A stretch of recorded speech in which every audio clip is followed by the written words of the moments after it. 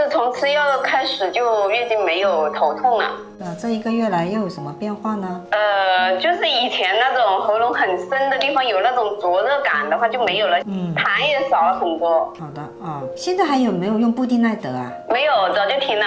哦，太好了啊！之前说月经来的时候有头痛，这次还有没有啊？这次没有，最近2次就是从吃药开始就月经没有头痛了。哦，太好了，帮您治那个咳喘，连你的痛经也顺带给你调整了哈。